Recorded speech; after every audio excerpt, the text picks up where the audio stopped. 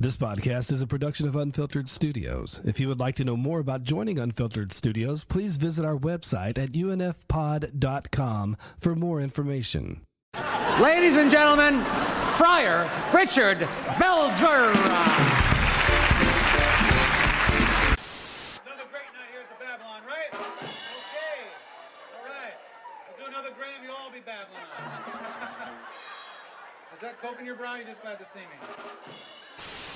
Why is a detective from another network tracking down extraterrestrials on Fox? What I'm looking at here is an FBI agent likes to talk about space aliens. Because it's the only place he can.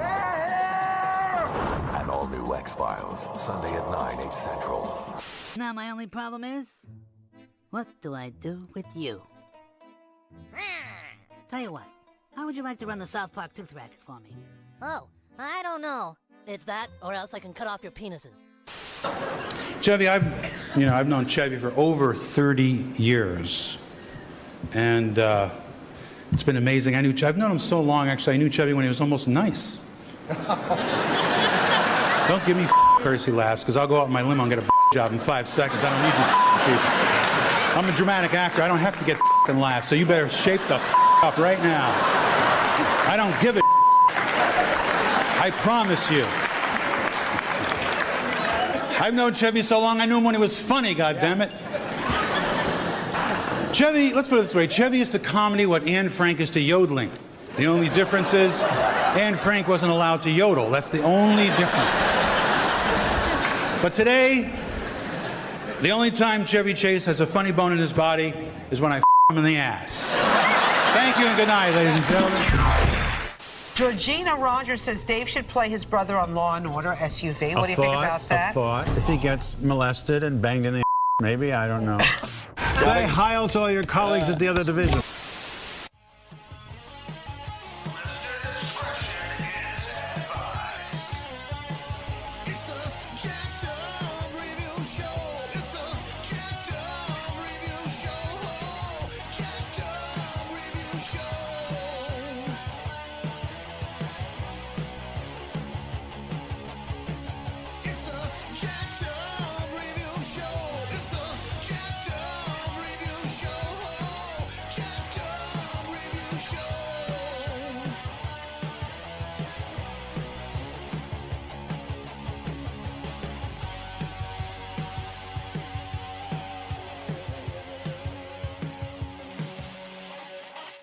I got a wonderful intro for another brilliant comedian. Don't worry, much like Robin Williams, he has all kind of audiences, and I'm going to list it off here. You might have read his How to Be a Stand-Up book.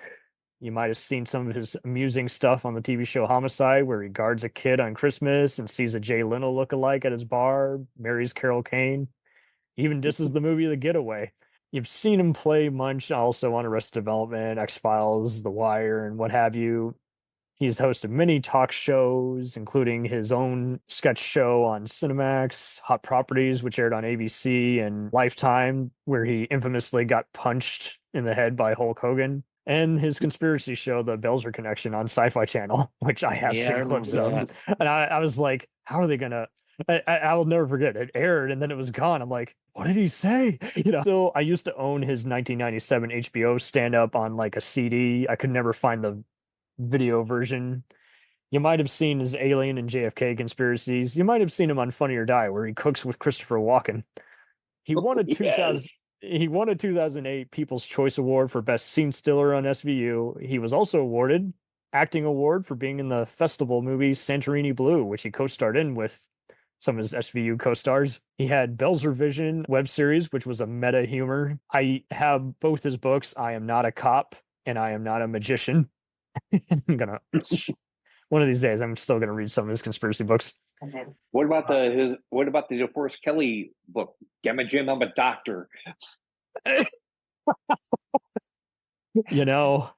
would have been the day. I would have paid to see that. I'll hand it to you guys eventually, but like I have always admired this guy. Like I would always just see him like, hey, that's the disc jockey guy, on SNL, and I admire his career because whatever he's in, it really does make sense. Like he has worn so many hats in person. So when I would see him be a reporter on The Flash, I'm like, well, that makes sense. He started, one of his first gigs was being a local newspaper reporter. You see him in the Groove Tune and even B movies like Species 2 as playing a politician or a president. And you're like, well, he reported on politics and spoofed them on National Lampoon and other stuff. So, he's worked everything. He has worked as a teacher, a census taker, a jewelry salesman, a paper boy, a dock worker, and other less mentionable occupations in his words. I loved how there was like a George Carlin, Mark Twain Comedy Award special, and he presented at that PBS thing. But he's also performed off Broadway with Gilda Radner, John Belushi, and Bill Murray, as well as had his WNBC radio show, Brink and Belzer. You've seen him in Fame, Author with Al Pacino, Night Shift with his cousin Henry Winkler, and Scarface, which reunites him later on Bonfire of the Vanities with Brian De Palma. So, I think that's what I love. It's just, if he's in it, it's either like he works a lot with those Full Moon guys who did stuff like Trancers and The Rocketeer. So it's like, when you see him and Tim Thomerson and The Wrong Guys and a bunch of other stuff, you're like, well, that makes sense. He used to host a Comedy Central special, which had a bunch of comedy sketches called Town Meeting. He was also appeared in Elmo Palooza back in '98, which was the 30th anniversary of Sesame Street. You've seen him appear on Conan, Letterman, Saturday Night Live. There's a great clip where he appears on Kimmel, and then he turns into Munch. He puts his glasses on and he starts interrogating them in character. And then he starts cursing unexpectedly too. So you're just like, oh. And Joel McHale gets to play the suspect in the skit, and he's like, I don't even know where to be in this fucking scene. Did you ever see the funny special he narrated called When Cars Attack? Oh, I vaguely remember it. Yeah, you can find it anywhere. Those documentary guys have gone and worked on other stuff since, but it was just so funny. It was almost borderline Shatner, where he's just talking, and just the dry wit. It's just somehow it just stands out. You're just like, of course he's narrating this stupid excuse for a stock footage Latin documentary. And you might have also seen him appear in a few Roger Corman movies that were on Showtime series. He did a Not of This Earth remakes, but that makes sense. He's an alien conspiracy guy, so I'm like, of course he's in that. Anytime I see him playing an actual radio host in some obscure movie, you see him working with Spike Lee on Get on the Bus. You're just like, he's so talented. He was so talented. Absolutely. And you could put him anywhere in a movie and it would help. It helps. I remember even if it's awful. He did a movie. Okay. There's a movie he did with Louis Anderson, Franklin Ajayi, Tim Thomerson, and Richard Lewis called The Wrong Guys. All right. Yep. And Lewis, another perfect example. Have him say anything. It's funny. But the thing is that Belzer knew how to be. I remember him going on Stern a couple times, right? Yeah, you've seen the clips where he and Godfrey just making Jewish jokes, and it's really setting him off. They were nice. What's your problem? They were supposed to play. He was supposed to play at a place called the Dockman Dinner Theater, right? So it sounded like Dachau concentration camp. Yeah. So tickets will be sold early. They start doing that. Yes. And what happened was that Belzer was very outspoken about things. Yes. He didn't like Andrew Dice Clay. Well, and I think that's why he and Ice-T were such good friends on SVU. You got a rapper who made a satirical rap song called Cop Killer. Yeah. And every cop union wants to ban his music. And I think the same thing. You see him joking everywhere. He's on Colin Quinn's show joking about JFK, and people are laughing. He's like, he's serious. He did this thing which says, if I make this joke, may God strike, and he would start grabbing his chest. As but may God strike. The thing with Belzer was, I watched a special he did one night, and I was laughing hysterically about it because he would just say things that were so dark and disturbed, but they were funny, you know? Mm-hmm. Like, you know, he says, you know, Ronald Reagan, 78 years old. I'm afraid one day he's going to push the button thinking it's the nurse for the, you know, thinking it's somebody's calling into the office. You know? Yes. You know, you don't give that. And he started going off about how, you know, oh, this is how, and he would do Reagan. You go, Will. You know, D-Munch, and I'll interview you. Okay, Classic. and let's say that Joel is like, I sexually assaulted him. Yeah. No, Joel, you're standing on the other side of the two-way mirror. How about I stand over here, putting pressure on? Don't upstage us, man. No, Come no, over. I can put pressure on. No, come over. All right, stay there. You got to listen to No, Munch I here. got it. He's your lawyer. Okay, you're my So attorney. just stand there and glare at me. All right, okay. No lines, or I'll throw your ass out. Okay, all right. All right, but I have to get in character. Okay, go ahead. All right. Where were you Thursday night? Don't answer that. You see you. Sorry. But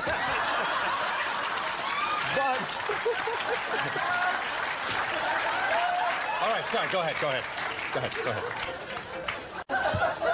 I won't say a word now. You got two shows. I'm not going to say a word.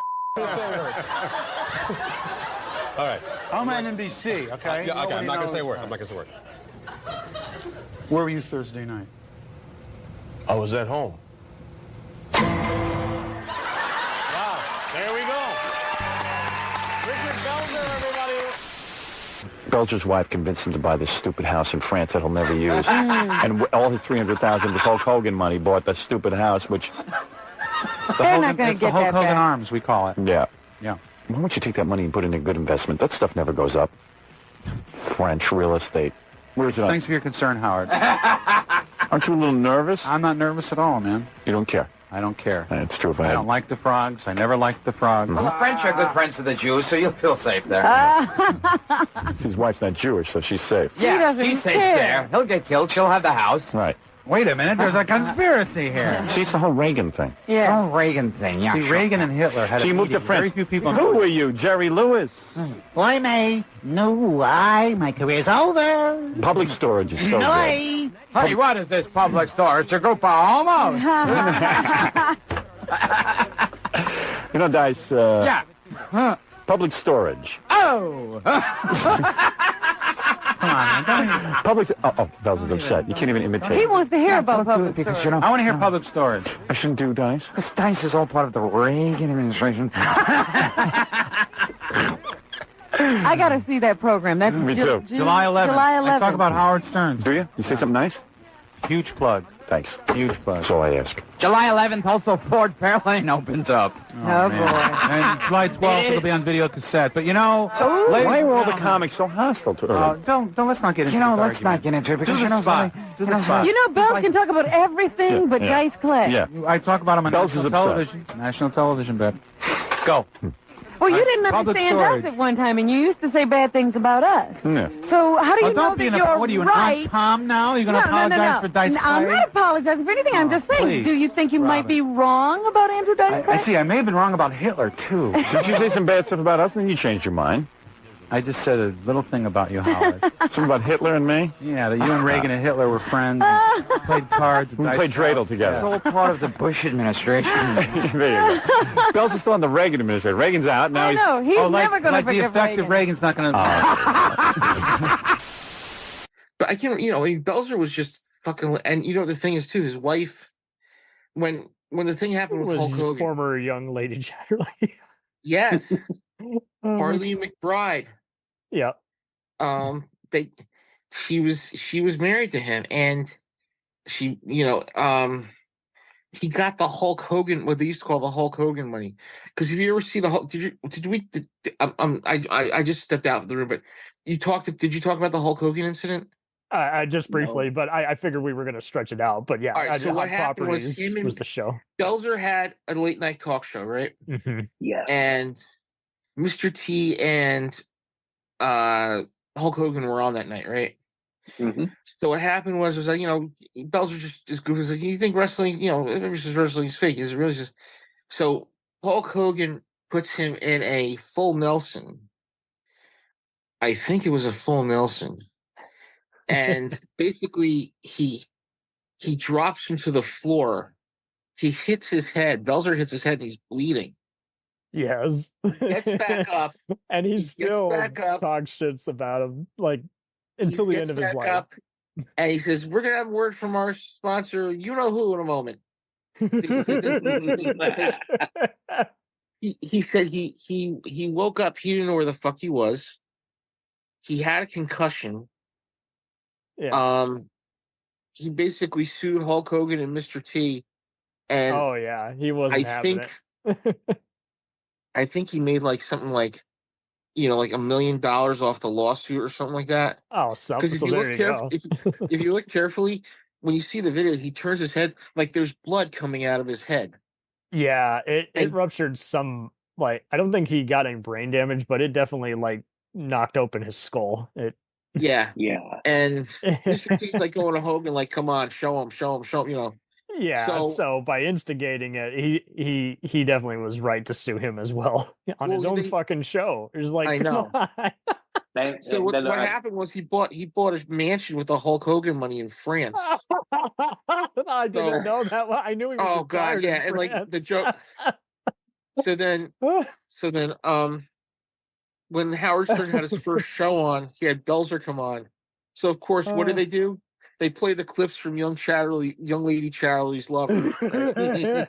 And they're like goofing with him. And he says, "Yes, I'm a Rabbi Buck Bernstein, the first Jewish cowboy rabbi."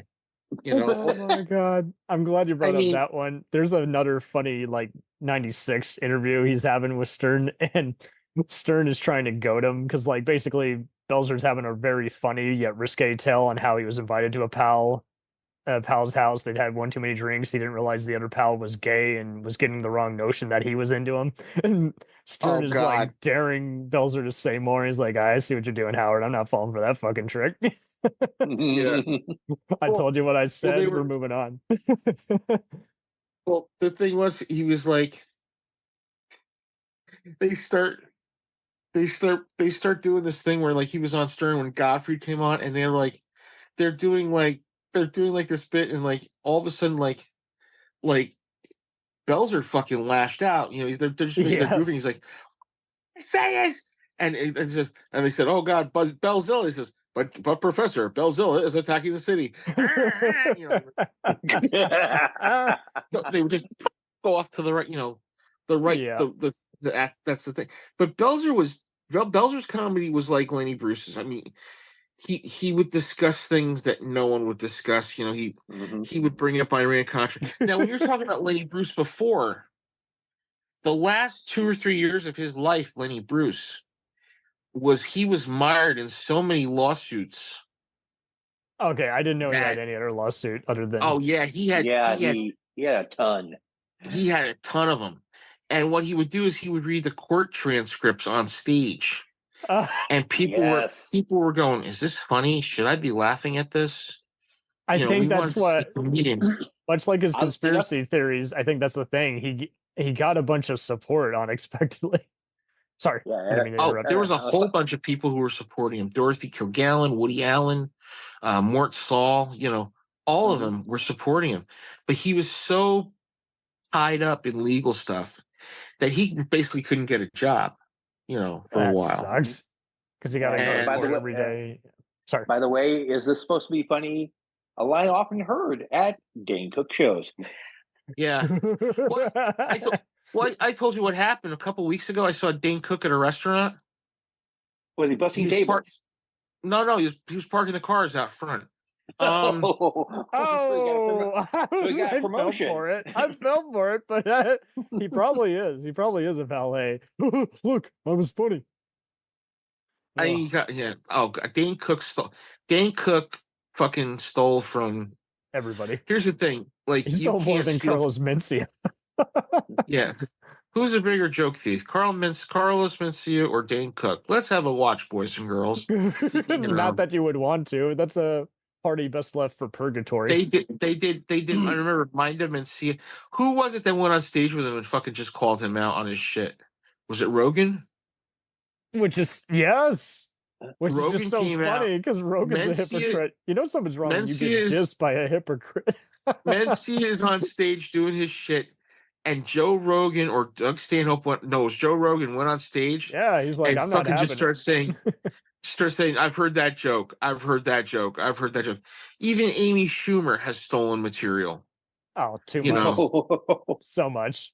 Speaking of which, but Arnold, if we get up here, Arnold said when he went to a Dane Cook show and heard about all the stolen jokes, and he came out and said, "It is not a Schumer."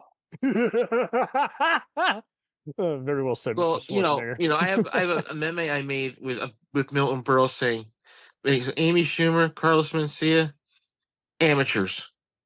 Because Milton Berle supposedly was. I wish he had said that himself. Like he should have just roasted some of today's comedians and say, "You're not fucking funny." Did you ever see the Young Comedians All-Star Reunion from '86 on HBO? Oh, with I think Richard Lewis was also in that. Bob Saget might have been in there. Yeah, Bob Saget, Richard Lewis. I think Belzer was great. Robin Williams was in it. I think so, briefly. Marsha Warfield and Slappy White and Belzer were one of the many who were at the Tommy Chong roast back in '82. That's a funny one. It's not the best material, but it's still pretty witty. He appears briefly as himself in Man on the Moon, which makes sense because Carol Kane and a bunch of the other taxi people are there. But he used to be a warm-up guy at Saturday Night Live. Right. No, but I just mean like they chronicle a lot of people from Andy Kaufman time. Yeah. And it's just so fun. He hadn't really. I also admire him. He really didn't change all that much. Like, yes, you saw some slightly longer hair in '82 versus '95, but overall, he still had kind of the same, stern look, with the glasses on. And anyone who wants to look at any of his material, there used to be some great late '80s archive stand-up material that was compiled together, and it was always funny seeing him, Drew Carey, and a bunch of other guys be featured on there. And it just was always cool to see, like, they knew what they wanted to be from day one. There's a hysterical, I remember watching this interview, I think it was like in 2017. He did a live interview that was featured by TMZ also, where he basically is just doing a random interview about one of his new books, and someone gives him a wise ass answer, and he responds back, "I hope he gets molested and fucked in the ass." Something like that. He did a great. I think the thing that cracks me up is like when Gilbert Gottfried was in the hospital, he went to go visit Gilbert, and he's like Gilbert's like, "Yeah, Belzer came to see me." He's like, I sat down. He sits down. He takes out like the New York Times and starts reading it while Gilbert's in bed. He loves to while read. Gilbert's in bed because Gilbert had a burst appendix and like all this gunk is coming out of his system. He's like Belzer's just sitting there. It's like, yeah, babe, yeah. How's it going, babe? So they're doing, babe. He was very critical of, as I said, Dice. Yeah. When Dice was out, and there's a Giraldo that they had. Belzer, Gerardo and Robin, they were guessing things on Stern News. No. It's well, that's a different skit. They're doing like a game show. No. They were on Giraldo. Okay. And Gilbert comes out, does 15 minutes, kills, right? And then they said, what do you think of Andrew Dice Clay? And Belzer said, to me, Andrew Dice Clay is indicative of brown shirt comedy. To which I was like, kind of thinking, okay, he's getting a little bit. But then I realized, he was kind of like they didn't realize, he could have easily been petty and said, "Hey, he just sucks." It was like, no, he's like, but I'm gonna make you dig for that answer. Here's the thing I always said about someone like Dice and Kinison. Dice was doing an act that was geared towards a character he created, the Mook, the Mook, the guy from Brooklyn or the Bronx, the guy who's like, "Hey, how's it going?" Like that. How's it go? Kinison was like opening up, and I would say like Kinison was Lenny Bruce on Lightspeed. Okay. Absolutely. Yeah. So where does Belzer fall in? Would you say he's the warm up? Belzer is like I always say Belzer's like a shark. I love that. No. Hear me out. No, I love it. I'm agreeing. I just I've never heard it, but that's great. He sniffs the blood in the water. He goes at the target. He comes back. Boom. Goes in again. Boom. Hits it again. Boom. Boom. Boom. He was like a surgeon cutting up things. Yeah. We always heard how people like Mike Myers were wise asses, like class clowns. Belzer got kicked out of every single school he was ever in because he was he was a smart ass. He was a badass at being a smart ass. I can remember him being in the Groove Tube. You ever see him in the Groove Tube? Yes, the president. Right. Hey, I'm the president. I can do whatever the fuck I want. Hey, come here. And he's so comfortable there because and I was glad you brought that up because he's one of the few who could put up with Chevy Chase's shit. And that's why it was so brilliant when he had the best, most quotable riff at Chevy Chase's roast. So people who don't know, Chevy actually did walk off set in the middle of it. He couldn't take a joke. Yeah. But they just kept reusing the same reaction shots. But at one point, when it's his turn, like you say, he goes in for the kill. He smells blood in the water. He smells a tourist party he can slaughter. His Belzer comes in and he goes, "He is my best friend. Such a great friend that I would fuck him in the ass like a dog." Oh God, I remember that. Yeah, it was just whoa.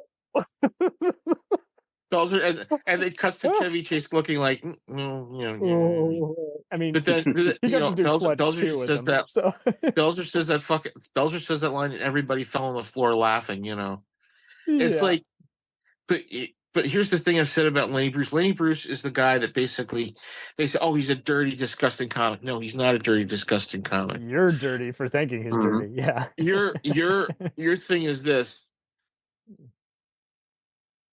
If you look at him, humor we'd still be doing the minuet in G, humor-wise.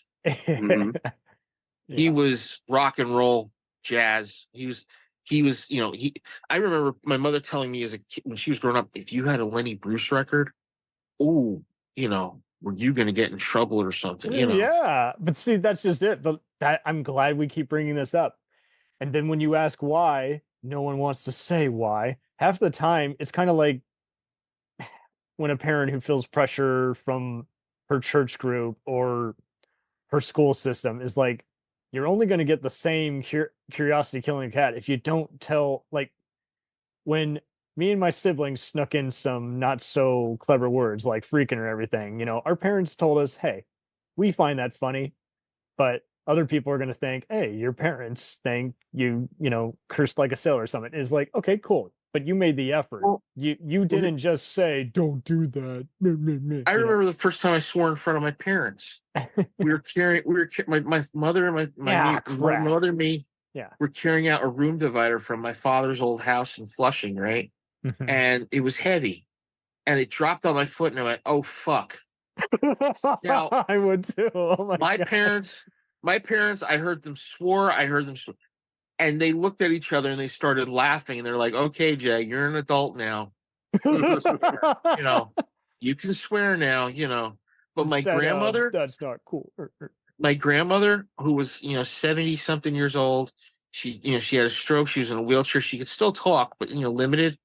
And one time I banged my toe against the door or the walking around the room. And I went, fuck, that hurts. And she looked at me with her one hand and went, no. I said, what, Grandma? What, you want me to say? What did I say? And she looked at me, she went, she gave me this look of she gave me this look of I know what you said. I said, what did I say? Did I say toe? I dare you to say what I actually said. No. My grandma's going, no. I said, what did I say, Grandma? Did I say a 4-letter word? Oh yeah. What did I say, Grandma? And I'm prodding her. She's like, oh no. I'm gonna say it, all right. I'm gonna say it, and you're gonna be cool with it, okay? So I wonder if she was part of the same book club as Chipper Gore. Oh no. My grandmother. Let me put it this way.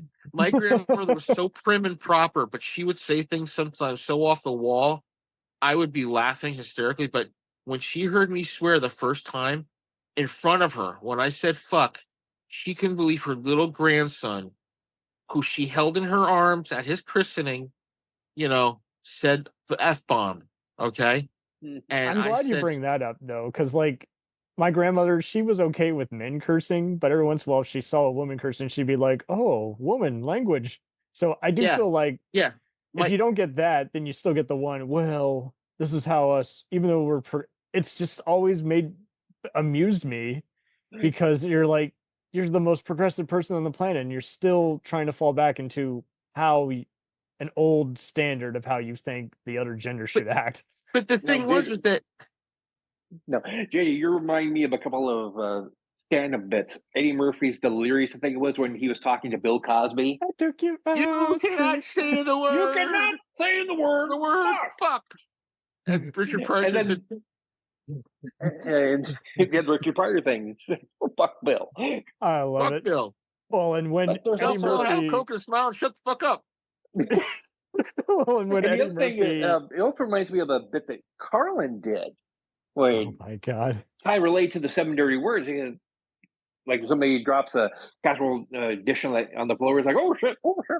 Mm-hmm. And when an Eskimo who's raping someone gets his dick frozen in the ice. Ooh. But oh my God, there's so many great skits. Sorry. Yeah, but to the point about Belzer, when I first saw him, I was blown away by the fact that so much of it was it's going to be bad phrasing, so I will apologize. He was he was really the first urban comedian that I'd ever seen, and that's a good point. Yeah, and it basically added a level of authenticity to him because he had the tone. He had his stand up. How he was he didn't have to act. It was a part of it, and it became part of his entire act. That if you wanted to create a stereotypical New Yorker, it would be Belzer. We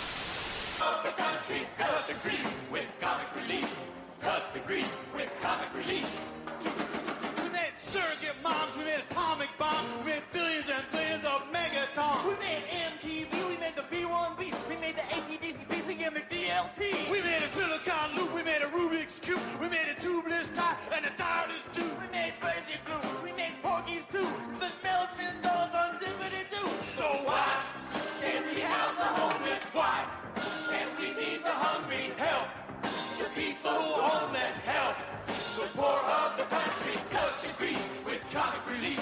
Cut the grief with comic relief. Cut the grief with comic relief. Olivia Benson, ladies and gentlemen, she'll be here all week. Are we done here yet? Because I have a party with some of my more important friends. I see a couple of my ex-wives are here. They want to have a three-way. Unfortunately, it's with my brother David. The story of my life. Believe me, John, none of us want to be here any more than you do. Before we all go home to our families, or in your case, your alimony payments. Yeah, what are you laughing at? What are you laughing at? All right. I can't decide if this is the end of an era or the end of an error. But what I do know is our loss is the DA's loss. Because I just learned that in 2 weeks, Sergeant Munch is going to begin the 3rd, or is it the 5th act by becoming a special investigator with the DA's office. Yeah, now, before we let you go, I want to thank you, partner. Munch taught me a lot. He taught me that Oswald never fired a shot, taught me we probably never landed on the moon, and that Hoover had a gay hit squad. But seriously, Munch is so paranoid that when it rains, he thinks it's government-controlled weather. Well, it is. They see the clouds. My guest tonight plays Detective Munch on NBC's Law & Order Special Victims Unit. He is also a novelist. His new book is called I Am Not a Cop. Please welcome to the program, the great Richard Belzer. We know you as an actor. We know you as a comic, now a novelist. What we don't know you as is the encyclopedic Richard Belzer, the fact finder, the man who is always searching the blogs and things. I have the here researcher. In my hand, yes. Well, I got this. This is a scoop, actually. This is the first time I'm going to do this on television. Please. I was, as you know. It's an exclusive. Yes, you and I were in Washington together recently. Yes. And I met some people, and I managed to get my hands on Barack Obama's inaugural address. And I know it's long, but I want to just share. This is stunning. Think about this for a second, though, because do we want to? I mean, this could be the type of rhetoric that lifts a nation, that inspires a new generation of Americans. Is it the type of thing that we should be delivering right now, or is it? I think you'll find it very visceral, very passionate. Doesn't matter who delivers it. Whether it's Barack very Obama. apropos to the day and what we think of Barack Obama. Well, I'm excited. President-elect. Are you going to jump in just from the start? Yeah. Should I just go? Okay. You ready, everyone? Yeah. Ahmad ala shatta khabada. Jisakhala baktara khanda ala. Makhala khunda khalabala. Makhda khukha. Shanda khabaha. You see, he's a secret Muslim. Oh, is that true? Yeah. Because they had said that about him, and I never believed it. Muslim, and this is his coming out party. I'm still a fan, by the way. No. Yeah. It sounded to me like he might be a secret gibberisher. Well, How that are was you doing? Sid Caesar. Otherwise, I had such a nice time with you in Washington. We did a little bit together for we had a great time. George Carlin's Twain tribute. Yes, Mark Twain Prize. Every year, our government does one good thing. We honor a humorist, Richard Pryor and many others, Bob Newhart, Carl Reiner. And this year we honor George Carlin, who fortunately learned about it before he left us. And was actually truly moved and excited about it. Well, Mark Twain, I think, is one of the few prizes that George would have been flattered by, and in fact he was. And actually, when he found out about it, he said, have Mark Twain's people call my people. He actually, you know what's nice about the night? He did say that. They read part of the speech that he had been working on. Yes. For the night, which I thought was wonderful. And you know this too, but I'll share it with our viewers and our in-studio audience. You don't win anything. Well, not yet.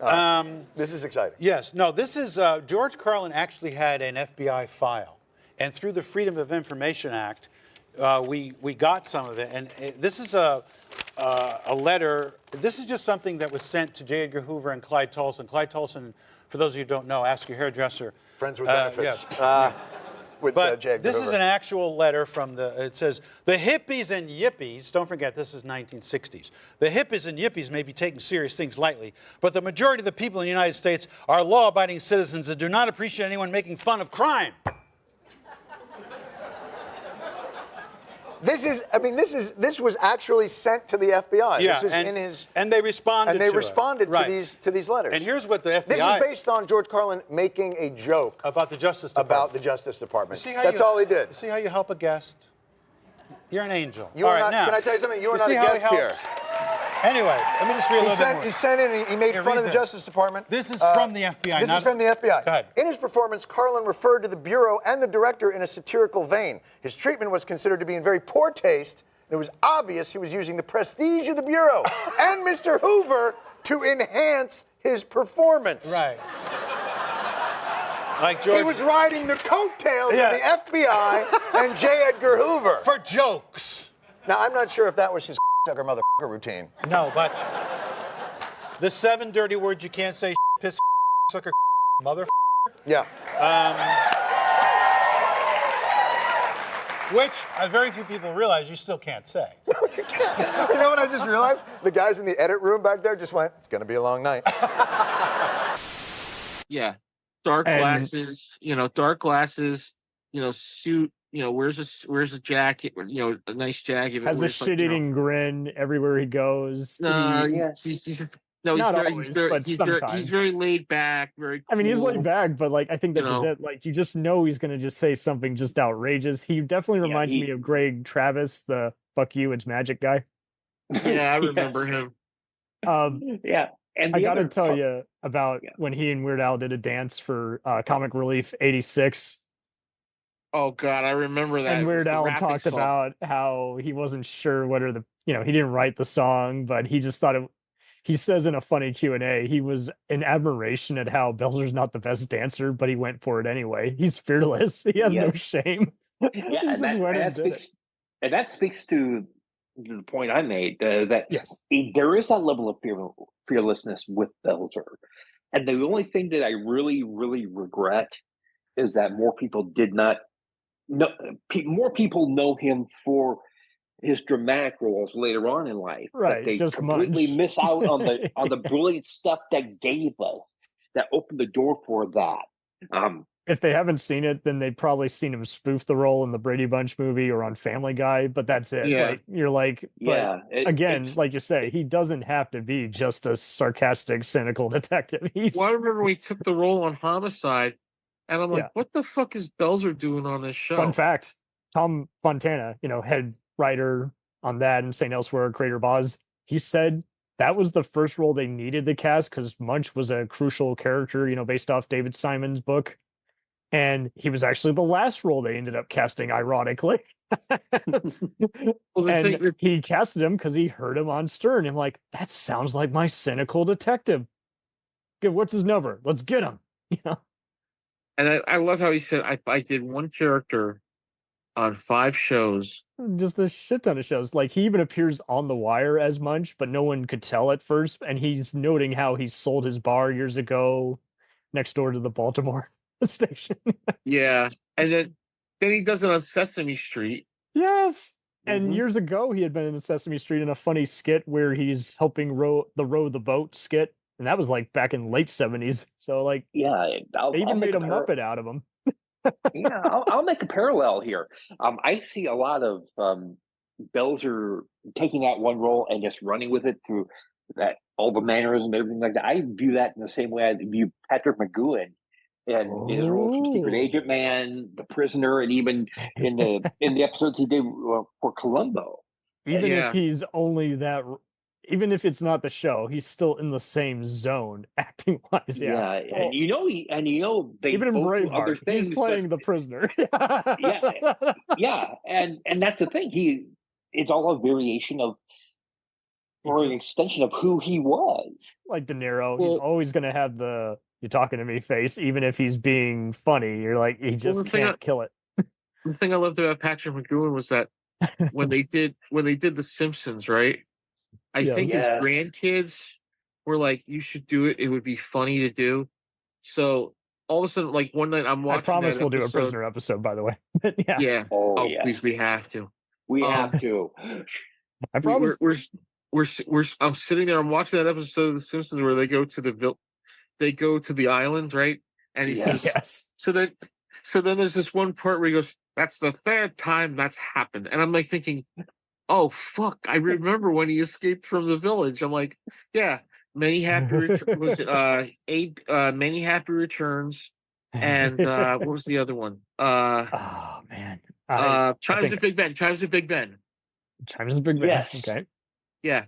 So he's like, that's the 3rd time that was. And he says, I made it out with toilet paper, old scabs, and you just hear this, and you're like, oh my god! And then I love the part where the rover comes out of the ground and Homer's getting scared of it.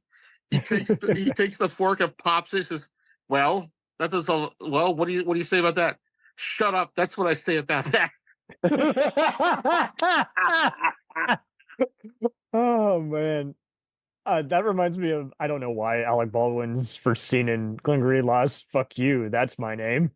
Yeah, it's just but that's the right mixture of shock value mixed with painting a bigger picture. And Belzer has this other, he appeared on the Daily Show in 08, and I'll play the clip later, but like, he just is doing this impression, and I like how he's just asking John, "How do you want to run with this?" And he's like, "You know what? I got a better idea." And he just does this dictator impression, and John cannot keep it together. He's like, "Oh my word. I thought I was just going to interview you and you were just going to do a funny line reading, but you went full blown character." I think the thing with Belzer was that he was dark, as I said, he's dark with his comedy, but he was so good as a dramatic actor. I think he may have gotten nominated for an Emmy or something like that. All I had was the People's Choice. Yeah, but that's fine. best scene When- stiller. No shit. When he passed away, that's amazing. I was thinking to myself, oh, this is the fucking end of it. This is the end of it. You know, Belzer dies. We Gilbert had some of those dies. chats off air, and I was like, because I think I was more sad. I'm like, the dude didn't actually hurt anybody. He, like Don Rickles, he knew how to do these hysterical jabs, and you're like, half the time you're like, I don't even know what we were talking about or how we got here, but that was funny. And But I started thinking like, he dies, Louis Anderson dies, Bob Saget dies, Gilbert dies.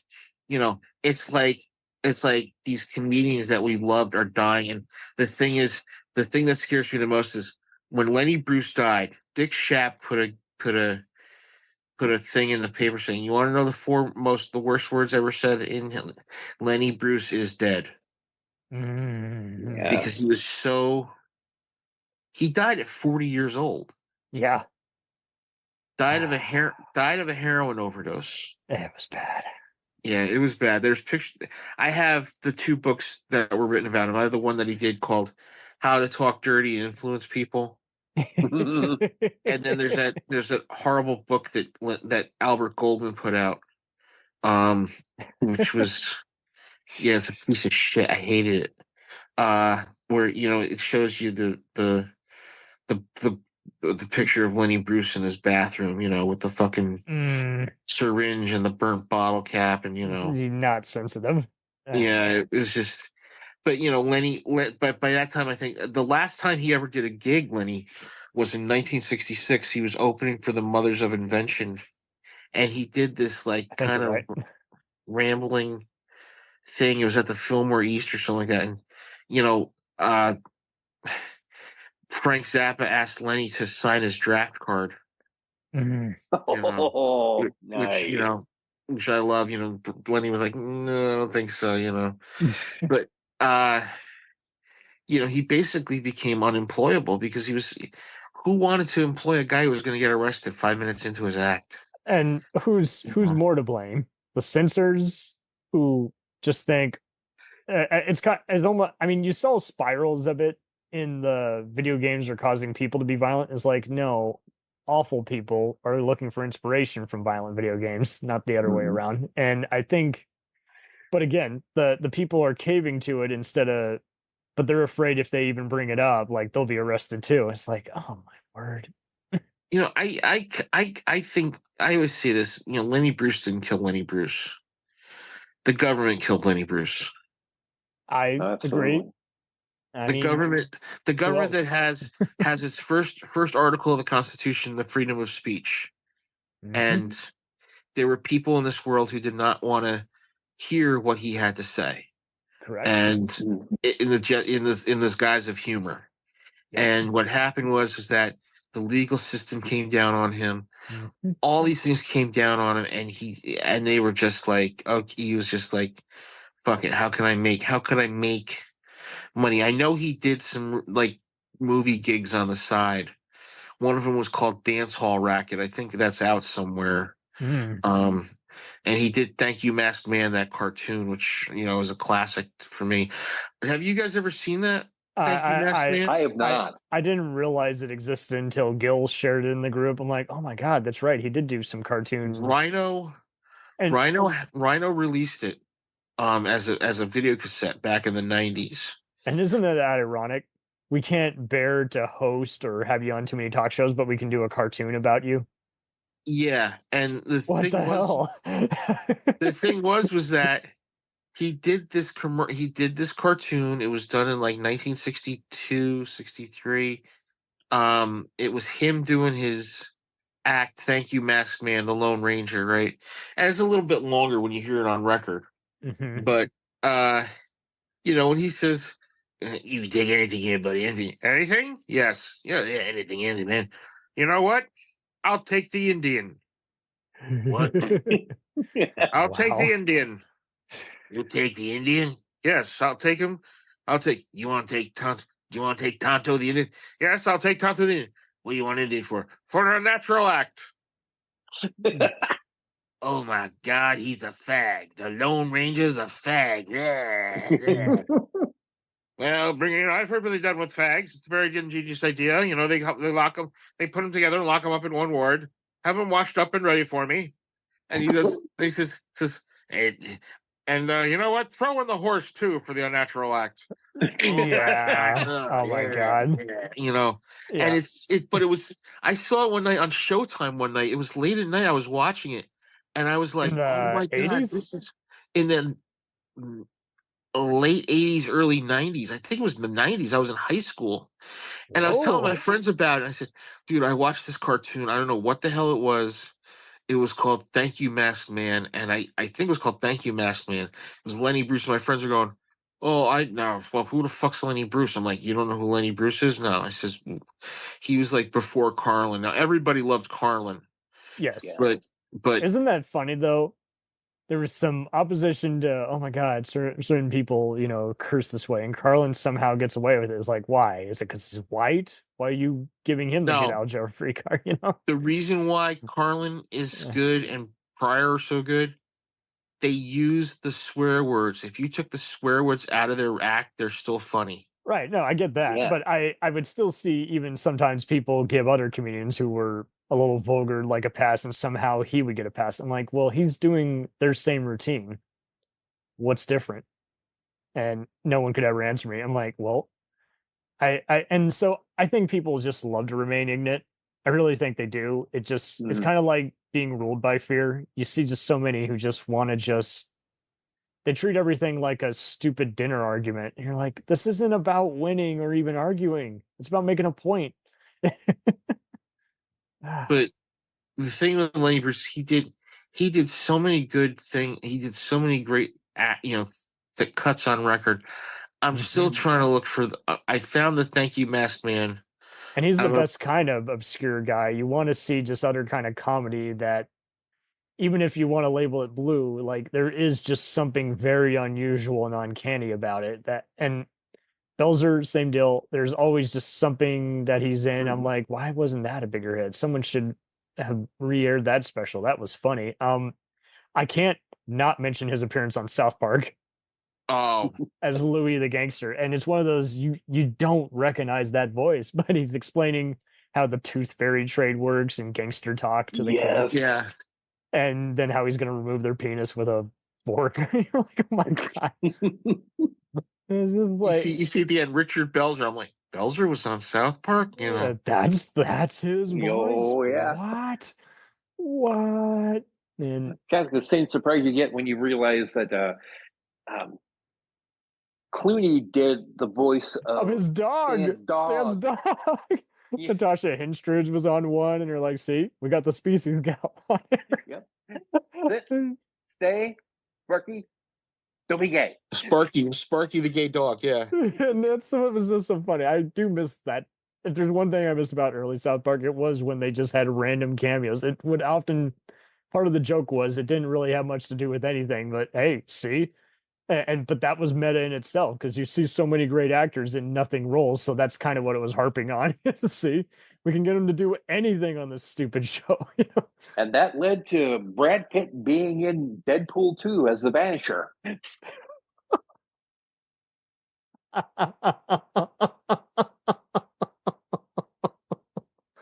We're going deep tonight, kids. Oh my God. Oh Lord. So is Ryan Reynolds stealing South Park's thunder? What's going on here? Oh man. I got a question about that too. Did Deadpool Wolverine fail the box office? No. Not even. It's so wild. But see, why did it have to be in that context to make a point? It's just like people will go to anything if they like the content. There's always going to be internet trolls who want it to fail, but why would you even heed that? I see so many people who, because they heard just random assholes talk about certain movies, they didn't even see them. I was like, I can understand valuing your time and money more, or not having as much patience as you once did, but I mean, why do I care about a random asshole calling a movie woke online? It's like, I'm still going to see it if I have some invested interest, but there's other, I'm going to see Coppola's new movie, and what do I care that he wasted, his own money on it? It's I want to see it. I want to see that, and I want to see even if Salem's it's Lot when that bad, comes out. it's going to have some visually stunning and some cool ideas, and it's Coppola production. What is the deal with that movie, Megapolis? What is it about? It's like, so long story short, it's this is going to blow your mind. So Remember how weird Eyes Wide Shut was? This is like Eyes Wide Shut on LSD. There you go. But it's a utopian future, but I forget what they call it. It's like a new. It almost sounds like Metropolis. It's like they call it like New Rome or something. Yeah. Modern New York or something, and New Rome. Yes, they call it. That's what they call it. And see, again, there's some crazy actors in there, but I'm like, I don't care. It's Coppola. I don't give a shit when I see a bad actor in a Scorsese or Spielberg production. That's irrelevant. They're going to use everybody the way they want him to be used, and he's no different. And I saw so many people saying, oh, he doesn't like superhero movies. It's like, that's okay. A guy can have an opinion. I see so many people doing that. They'll see Cronenberg, Jane Campion, and other people bash a popular movie. I'm like, why do I care? They didn't come off as a dick. They gave their opinion when they were asked a loaded question. Why do I care? And to our point, though, also, they had people who panned movies that actually had some great concepts in it. I remember watching Siskel and Ebert totally pan the first Highlander movie.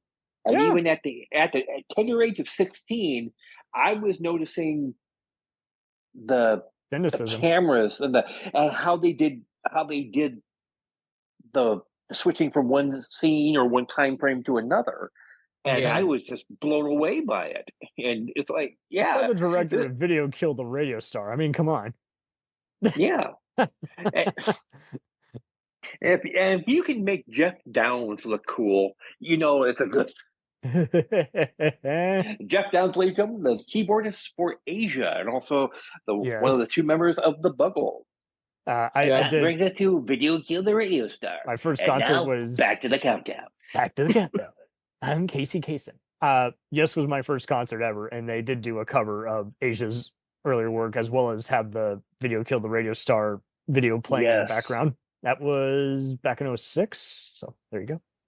Yeah. Was John Anderson in the band, or was it someone who sounded like John Anderson in the band? Let's see. We know why you're going to do this. When did he leave you? And in the roundabout. Oddly enough, so he wouldn't have been there. He was forced off the road in 2004. Sorry, go ahead. Yep. No, obviously he was replaced by Steve Perry. And believe me, the people who know the journey reference will figure that out. That's great. It's the same kind of progressive rock. Who's crying now? Yeah. I need a roundabout. That you should be you out and out. I spend the day that way. Oh, Sherry. He's around the lake. Oh. Well, then Mike says, all right, lads, how was that? How did lads? How did you like it? Was it good? Was it bloody bad? And yes, with all their commotion and renaming, that they haven't renamed themselves as many times as Prince, but pretty close. But I do love how just they weren't about the radio play. They're just like, yeah, we're gonna make these songs be as long as we want. Let's have them be 10 minutes. The thing I loved was when they came back after 90125. 90125. They come out with Big Generator, and that kind of like tanks. Mm-hmm. And then what happens is they break up, and then they come as Anderson, Buford, Wakeman, and Howe. Yeah, and I'm thinking, okay, Anderson, Buford, Wakeman. It's fucking yes. Yes. Do you remember that one Tiny Toons skit? Oh, with the fingerprints? Oh, that's the Animaniacs, but like this is another one. Sorry. I forget the name of the squirrel character. She's talking to one of the other Tiny Toons, and it's just funny. It's like that they're answering with like band names like for their answers. Like that's how meta it is. Man. It was like, what's their name? Yes. You did hear me, right? Yes. Yes. No, they did that. They did that in a movie with David Lander and Harry Shearer doing the sketch. I forgot the name of it. It's like, who's playing? The Who. Okay, who's playing? Yes. Yes is playing. No, not yes. The Who. Who's playing? The Who's playing? Oh, yes. man. Yes. The Yes is playing. No, not yes. The Who. Okay, so the Who's playing? Yes. Okay. Who else is playing? The band. What band? The band. The band. Yeah, so it's the band. Yes, and okay, so it's the band. Yes. Yes is the band. No, it's the band and yes. Okay, so it's yes, the band, and the Who. The Who is playing. Yes, the Who. Was that in and the band are playing. So then who else is playing? The Guess. The Guess Who. The Guess Who what? The Guess Who are playing. Was the it Guess at the... Who are the Guess Who? No. The Who are playing, and then the Guess Who. So the Who are playing. Yes, I don't and know. The band. Yes. I don't freaking know. Was that when they were doing the credibility gap trope? Yeah. Okay, perfect. See, but again, that if you did that now, like who fucking keeps up with today's music? You know, you might keep up with like one or two alternate rock people, and you're not going to pay attention to all the other overrated pop and rap stars. You know, it's like unless you like their persona as much as their music, but I don't even know who you would guess now because not only would not everyone get the joke, but I don't know. It's kind of configured with movies. Like if you don't know who Huey Lewis is, you still know him from Back to the Future. That's kind of how shitty pop culture is now. Well, the thing is, I think I always say this about comedy was there was a time when giants ruled the earth. People like George Carlin and Richard Pryor and Robin Williams and Billy Crystal and You're doing a Whoopi John Goldberg Carradine on us? and Rita Rudner and Carol Leifer and all these great people. And Elaine Rosie Boozer, O'Donnell. Oh, wait. and Rosie O'Donnell before she looked like Lou Costello. And then there were Richard Belzer Bill and Maher Gilbert before he was a Gottfried and dick. Yeah. Bob Saget and all these. And then one day they all disappeared because the young people couldn't find them funny anymore. So then we had Down new by the comedians river. come on, and they weren't funny because they just told the same shit over and over again. They weren't invented. It's Chief Dan George. I'm sounding like Chief Dan George from, Yes, you do. Little Big Man. Big Man. And then, it all comes back to freaking. It all Well, comes back maybe to if Justin everybody Hoffman. would start talking like Jen of the Winters, it might be fun. I did something with a Tinker Toy that I don't want to talk about. I remember. No, this is Jonathan. I remember when things were funny, and then they became serious. I was a Then Smurf after all. I did do the role of a Smurf, you know. Jonathan Winters was so off the wall. I've watched him do shit okay, so they did this thing on the Dean Martin show, I think it was, or no, it was Jonathan Winters' own show. Nice. Jonathan Winters' own show, right? Jonathan Winters had a show. It was on when, and he went up into an attic. And they had all these things up in the attic that he could do. He would just improv.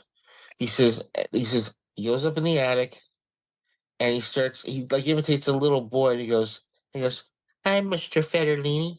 Are you gonna cut my hair? Okay. Those are big scissors. I'll go ahead and cut my hair." And he says, "You cut all my hair off. That's terrible. I had such nice long hair. Give me those scissors." There you go. And again, that's him just going in his own zany way. And I think that's the thing. When I see something as zany now, it's not only just weird, but also pretty boring. It's also just, it's not that it's too weird to be funny. It's just like out there to where you're like, see, but you didn't have like, you're not playing a character. You're not coming out with just something crazy, random, cool, funny, wacky. It's just stupid. And I think that's just it. Like, I don't think our patience may have worn thin for some kind of material, some kind of entertainment, but I don't think people do zany as well anymore. Nowadays, it's just like, well, that was really fucking stupid. I don't know why I wasted my time on that video. It's just, and then you go on to something else as opposed to, and I think that's just it. Like, don't get me wrong, for all the good that you get out of a funny YouTube or college humor video, you still get those other 5 minutes where you're like, oh, that was the longest 5 minutes of my life. I will never get back. Well, that's TikTok. But yeah, TikTok's I'll say, stealing it. Yeah. I'll say the only truly zany comedian anymore is Bob Zany. That's an actual name? Yes, it is. And he's very clean, but he is also incredibly funny. Oh my word. I think I handled that wall. Okay. I'm not wow. Thanks for turning me on to this, dude. Okay. Yeah, one of my favorite jokes of his was still slightly risque, but what happens if you bet a woman, bet a prostitute that she can't make you come? Would that be considered prostitution or gambling? Wow. I just screwed it up, but you get the general premise. I have seen this guy. He and Tom Papa are one of the mini suits in that Soderbergh movie, The Informant. Yes. Yeah. Okay. But I remember him doing that thing. He lost a lot of weight. Says, now I go up to women and say, my name is Bond, James Bond. And my name is Off. Fuck off. I have on my thing comedy greats on my Sirius XM. I have comedy greats. I love that one. So one day they were playing Otto and George, right? Mm-hmm. And it was early in the morning. I was having it was a shitty morning. I heard Otto and George, and I was laughing hysterically. Then they put on Aziz Ansari, and immediately I became depressed again. Yeah, outside of Parks and Rec, I've been pretty unimpressed with his stand-up. I don't think he's that funny. I think I think people only reacted to him just because of the show association. But the thing is, he doesn't really have much of a punchline, and he just seems to I think it's just the way he's enunciating it. I'm like, stretching it out doesn't make it funnier. So I do have this great quote from Belzer. I did share this link originally, but I'll run it again. The worst thing a comedian can do on stage. And he was interviewed by Terry Gross on NPR. And he's like, a lot of them make the mistake that I made when I first started. And that's to rush your material when you're not getting a laugh, to speed it up. And that's the death knell. He's right. And I also, Mike's not with us today. Because he watched so many bad movies with us. COVID got the best of him. And so while he's warming up, but for him, I will mention he did a very outrageous Miami Vice guest spot playing a disc jockey or playing a radio DJ with he had like a pirate persona. He's like, hey, it's pirate radio. Like he had an actual like black eye and everything, like. We're playing the hits from the top 40 on down. So I think that's just it too. So like he's Speedy Gonzalez, but it's not funny. And you're like, okay. And I think just hearing all the douchey sexual stories has come out about him, like, see, I got that he was kind of prickly. And so I think that's why I didn't really warm up to him. I mean, again, I don't have to like the person to find them funny, but at the same time, if it just feels like douchey exploits, that's really not great either. But I'll tell you who's really funny. Maria Bamford is funny. Yes. Maria Bamford's fucking hilarious. So this will ease your sanity, James. She keeps coming out with some more recent stuff, and it's been killing. It's been killing both crowds. People who followed her all her career, and even new crowds. So, but I think comedy is being preserved in that capacity. I think the thing I love is, like, there's guys like Bill Burr, the great Patrice O'Neal before he passed away. So I love funny at those Patrice. roasts. Greg Giraldo. Greg Giraldo. The way he would describe just the most, like, I think out of all the comedians describing just, he and J. Elvis Weinstein have the most realistic being in a hotel skits that I think I've ever heard. Just like in between stand-up skits, and you're like, Christ, I thought I was at a bad hotel. You got me beat. Greg Giraldo is great. Jeffrey Ross is still, Colin Quinn's funny. Yeah. I don't agree with him on much of anything, but that's how funny he is. Like, same thing with Norm Macdonald. and Jon Lovitz, they're pretty politically divided and go on a rant, but you get them back in their corner. Hey there, guy. Hey. I got to I got a thing over there. Yeah, but it's a funny joke, and it's funny guy. Well, the dog. Shove it up your ass. Yeah. But see, to Tom's earlier point, they are bulletproof. They've done everything so well. If they did if Jon Lovitz stars in a shitty movie by QAnon, I won't give a fuck. I'll still go back to his SNL. I don't know how political. Schneider's the one that's. He's one of those he hates. Yeah. Rob Schneider sucks. He would definitely do a movie like that. But like Lovitz is one of those like Obama killed my tax cuts. I'm like, shut up. But yeah, the thing about that's weird because you have that group of they were all SNL alums and kind of really close together. Dana Carvey, David Spade, Adam Sandler, Chris Rock, and those guys did gravitate towards the more political side of things, and they're not, for most part, they're not as they're not as overt about it, and or they're like Lorne Michaels, where they voted that way, but they don't agree with who's in office at the time. And again, to each their own. I really don't give a shit. Everyone's got their reasons. I get annoyed when they just go on a tangent, and it's like, whoa, you just labeled a shit ton of people, dude. Oh, you mean like Victoria Jackson? Yeah. Oh Lord, yeah. And the night is young. Like we're just barely skimming the cream of the crop. Like there's so many. I think what really did me in was a lot of the Mad TV comedians just coming off as dicks post cancel culture. When I saw Bryan Callen be such a dick, it's like, I'm sorry, dude. Like the 5 people accusing you of raping them have a pretty convincing story. I don't think it's a lynch mob. I think you're just a dick. And seeing other comedians who had noted how he had some perverted interactions with them, I'm like, and then he just goes on tangents acting like, don't be so biased, don't watch Fox News or CNN. I'm like, I know you're on the same boat as Rogan. I know you watch a lot of the stuff you say not to. So I think a lot of comedians who do the whole do as I say, not as I do. I mean, Bert Kreischer has pissed off a lot of people lately because no one believes the stories he's telling. They feel, even if he didn't borrow or rip them off from other people, they sound like stuff he heard, but he doesn't relate to. The guy with the Russian mob, that guy? Yeah, the machine. Yeah. Who goes bare-chested, and that's the joke. I'm like, gee, thanks.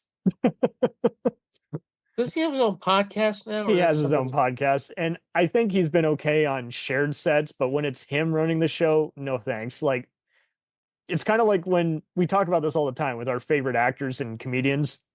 Some of them are great. They can be a lead, and others is like, no, there's a reason they're supporting. They can't lead. They don't have that energy.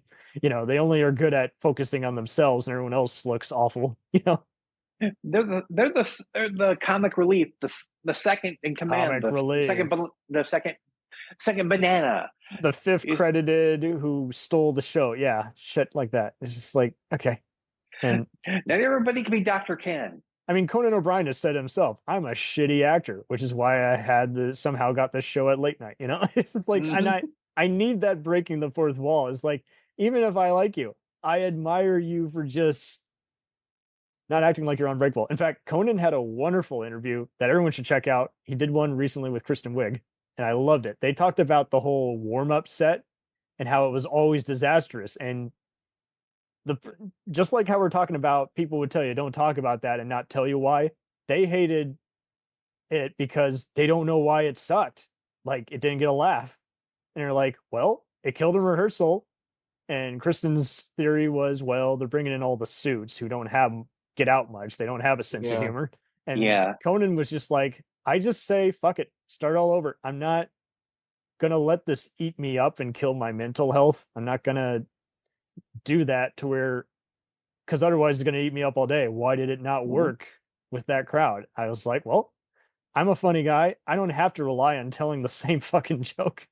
And that's really the art of comedy. You can tell the difference between somebody who is just telling a joke that they've kind of written or kind of imagined, and versus people who you can tell they crafted the joke. They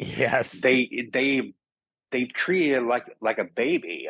Yes. When I was doing stand up, there was a bit I did. You did stand up. It wasn't very successful, but I would pay to the see big you one, guys. Yeah, one of my star off jokes was, let me tell you a little bit about myself. I'm tall, and nobody got it. See, that's the other It's thing the misdirect. too. I see people missing the simple irony. It's like it's a pun. It's a play on words. It's a cake. It's a misdirect, and that's what. It's an intro. Fuck. Shit. I used to do a bit like, okay, I like to do a quick imitation, the average person at a NASCAR race, and I would sit there. I'd sit there, and you'd see my head not moving. You hear, and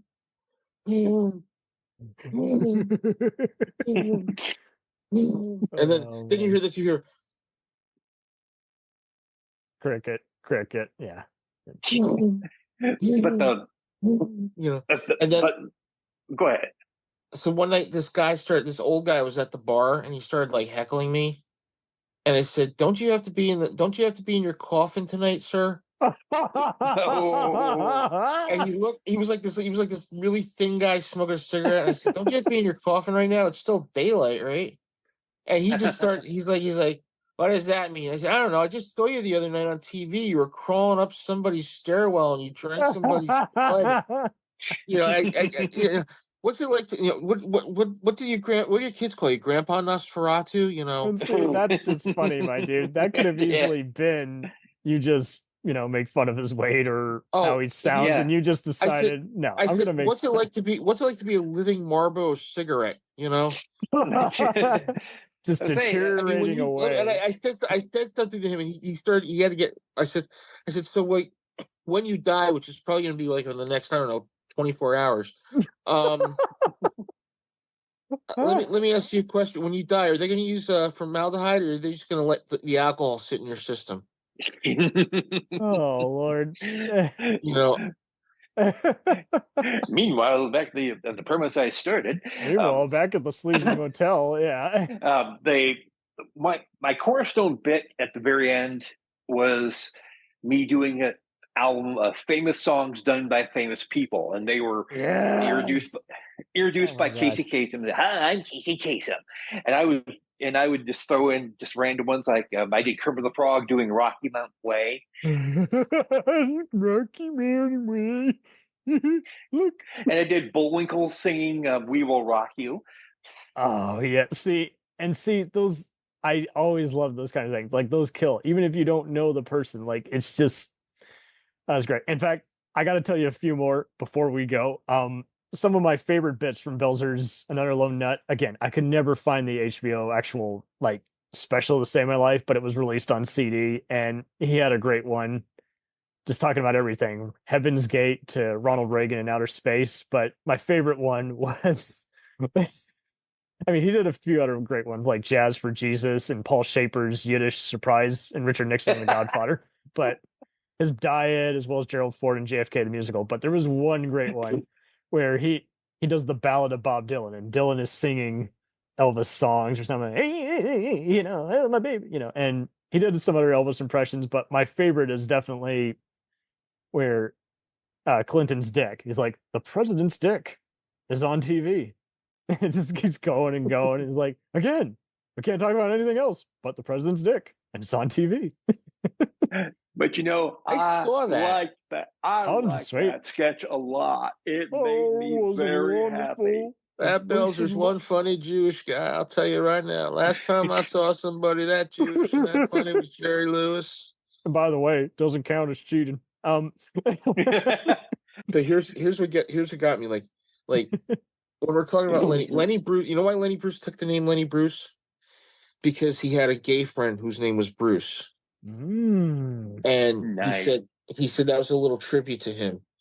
But the thing you find out also is that Larry Gelbart based the character Klinger on Lenny Bruce for Lenny Bruce when he was in the Navy, and he put on the dress to entertain his friends at sea. So that's where he got that from. But I got to say this about Lenny Bruce and Belzer, and this is in closing. I just want to say this: both fucking punch the wall, and you got guys like Carlin and Pryor, Mooney, Kinnison, all those guys who were basically there. They were punching out things. They were kicking the door in, going, okay, here's comedy, cross the line. Okay, go up to another line, go to another line, go to another line. And Lenny Bruce, if he had not been here, we would still be fucking hearing the same jokes over and over again.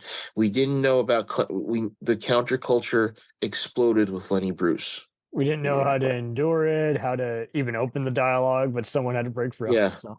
And Belzer, kudos to him for just being the king of unpredictability. Like, I didn't know if he was going to go on a foul mouth tangent or if he was going to have some bizarre risque joke. Or there's just one guy, hey, you're going to talk about Belzer being unpredictable. Let me tell you, I got somebody that's even more unpredictable. A crack whore. There's one guy we've left out out of that whole group. There's one guy we left out. Bill Hicks. Yes. Oh my God. I was going to mention without Bill Hicks, you don't get Dennis Leary. Yeah. Bill Hicks, or as I call him, the guy who Dennis Leary stole his act from. Yeah. I think Leary was able to stand on his own. That's why he got away with it. But at the same time, you're like, yeah, there's a lot of the same regurgitated shit.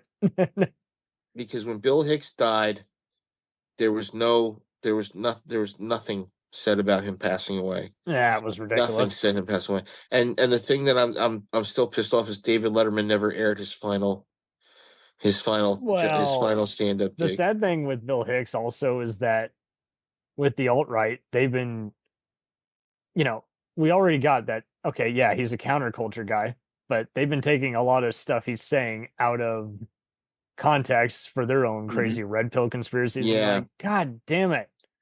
If you're going to honor the guy, actually listen to what the hell he's talking about. Shit.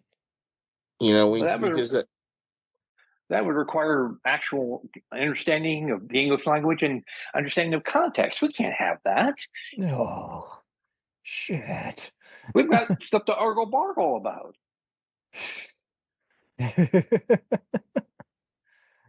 Oh, man. Ridiculousness. But hey, it's been a blast as always, my gang. We'll return after these messages. If you like small-town mystery, crazy news, and wild history, then the Florida Men on Florida Man podcast is for you. Each week, Josh Mills and Wayne McCarty bring you the absolute best Florida has to offer.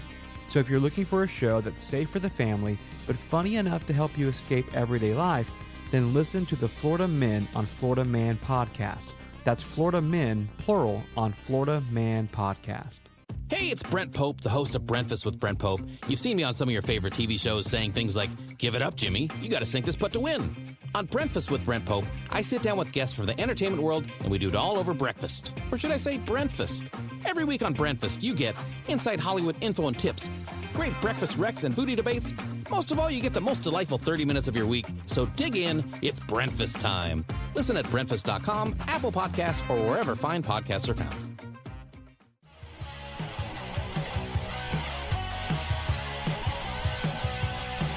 Follow us on the web on Facebook, Twitter, and Instagram. The podcast is available on Podbean, Spotify, iHeartRadio, Anchor, Apple, and anywhere else podcasts are available. Feel free to review our show and leave comments on any of those sites. Thanks a million for listening. It's a jacked up